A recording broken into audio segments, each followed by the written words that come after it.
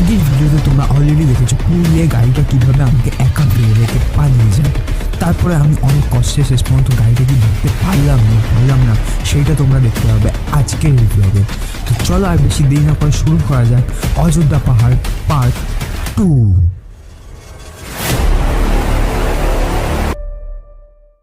সত্যিকারের ভাই গাড়িটা চলে গেল, আমি ভাবলাম আগাচ্ছে ভাই পুরুলিয়ায় বাম্বু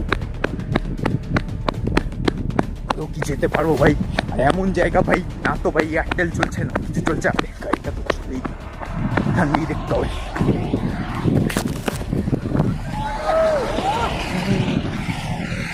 কি ভাই কি মজা পেয়ে গেছে, মারা কোথায় সেটা মনে এখন দেখতে হবে।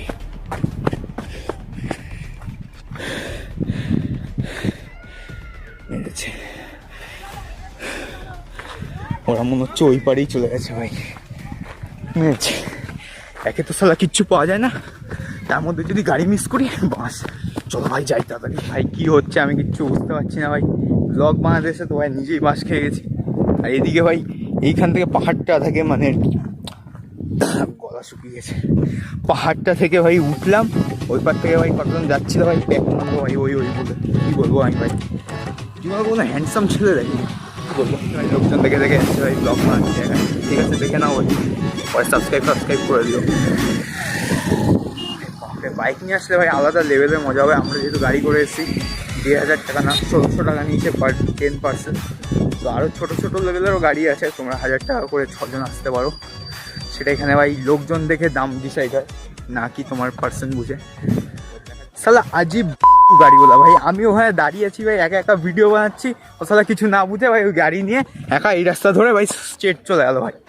কি বলবো, তো যাই যাও হোক ভাই, ফোনে নেটওয়ার্কটা ছিল বলে এইখানটা তাও আমি বাবাকে কল করে কানেক্ট করতে পেরেছি ভাই, না হলে যে কী লেভেলের ভাই বাসটা যেত আমি বুঝতে পারছি না।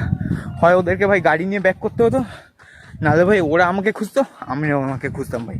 পাহাড়ের চাট্টানগুলো বেশ ভালো হয়, এক্সের বাড়ির সামনে গিয়ে একটা ফেলে দাও ব্যাস ভাই সব সমস্যার সমাধান। যাই হোক দেখা যাক ভাই, আমি তো এইখান দিয়ে যাচ্ছি, আই গেস মানুষরাও এখান দিয়ে গেছিলো, গাড়িটা তো ভাই এই রাস্তা দিয়ে বেরিয়ে গেল, আমার কাছে ভাই কিছু অপশান নেই। পাহাড়ের ট্রেকিং ভাই আলাদা লেভেলে ক্লান্তি, তাও ভালো ভাই ব্যাগ নিয়ে আমার কাছে কোনো, নাহলে ভাই শেষ পুরো।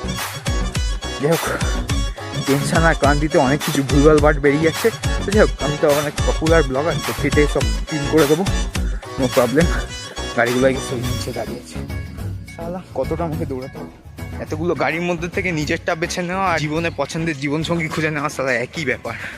তাও যাই হোক ড্রাইভারটাকে আমার মনে আছে একটু রোগা করে, তো চিনে ফেলবো অবশ্যই। মনে হচ্ছে এই গাড়িটাই ভাই এমন লেভেলের ড্রাইভার, আমার ব্যাগটাকে গাড়িতে রেখে লক না করেই ভাই চলে এসছে। গাড়িতে ভাই দামি পাওয়ার ব্যাঙ্ক আমার সব ইকুইপমেন্টস আছে, চুরি হয়ে গেলে ভাই আলাদা লেভেলের বাসটা যাবে।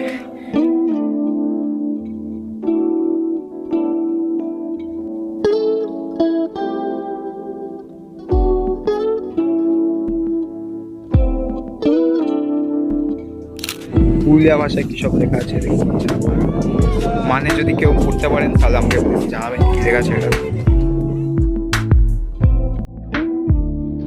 তো মার্বেল লেক দেখার পরে আমরা আবারও উঠে পড়লাম গাড়িতে, আর এইবার আমাদের গন্তব্যস্থল মেন যেটা অযোধ্যা পাহাড়ের মূল আকর্ষণ বামনি ফলস।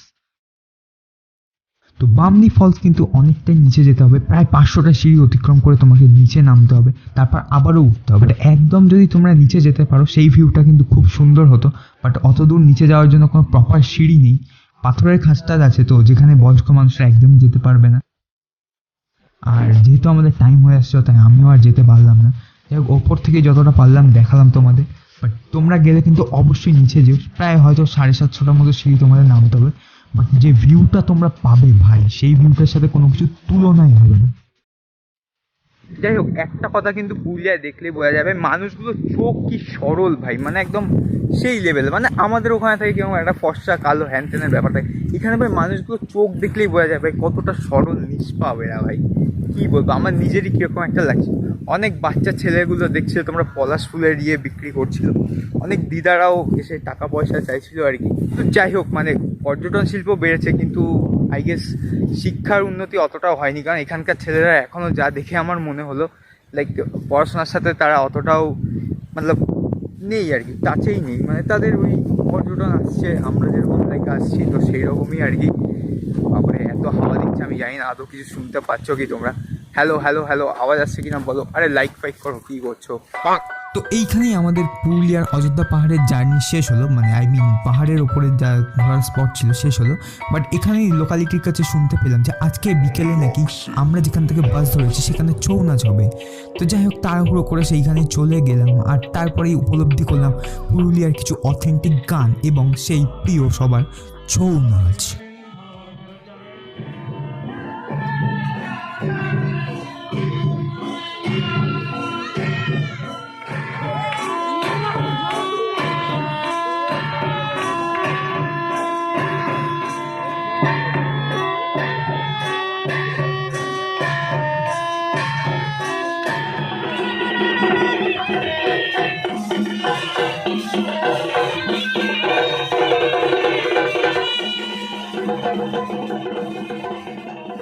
সো ছৌ আর ঝুমুর দেখার পর কিছুটা বিরক্ত হয়ে চলে গেলাম তার পেছনের দিকে, আর তারপর সো অ্যাজ পার ওখানে ওই নাচটা হচ্ছিল।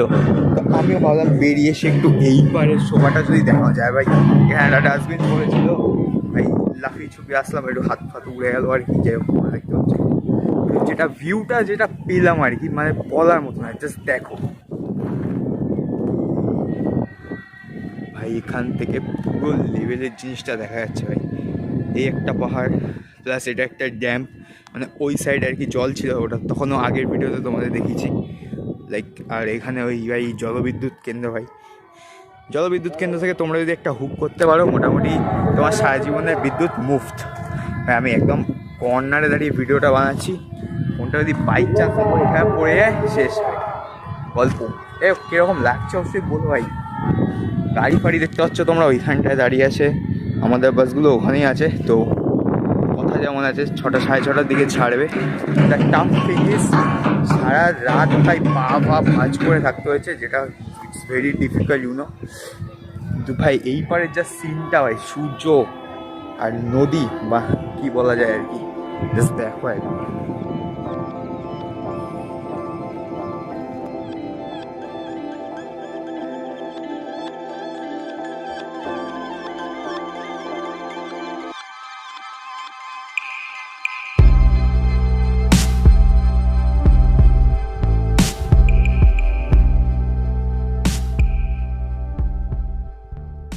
এটাই আমার অযোধ্যার শেষ সূর্যাস্ত। তারপরে রাত্রিরে প্যাকিং করে বাস ছুটে চললো। তবে রাস্তায় মাঝখানে একবার দাঁড়ালো বটে খাবারের জন্য, বাট সেটা আর ভিডিও করার এনার্জি হলো না। তারপরে সকালে যখন চোখ খুললো দেখলাম টোল প্লাজায় দাঁড়িয়ে আছি। আর তারপরে দক্ষিণেশ্বরের ওখান থেকে বালি ব্রিজ হয়ে আমরা এগিয়ে চললাম। তারপরে ঘুমের আরেকটা ঝক্কি, আর হঠাৎ করে নিজের এলাকা চিনতে ভুল হলো না। আবারও সেই কংক্রিটের দেয়াল আর সেই ঘেরাবাঁধা লাইফ। তবে মুড চেঞ্জ করার জন্য যেখানে খুশি একবার শীতকালে ঘুরে আসলেই হলো, সেটা অযোধ্যা হোক বা যে কোনো জায়গায়। তবে এখনও কিন্তু চোখ বুঝলে সেই পাহাড়ের চূড়া মনে পড়ে বই কি।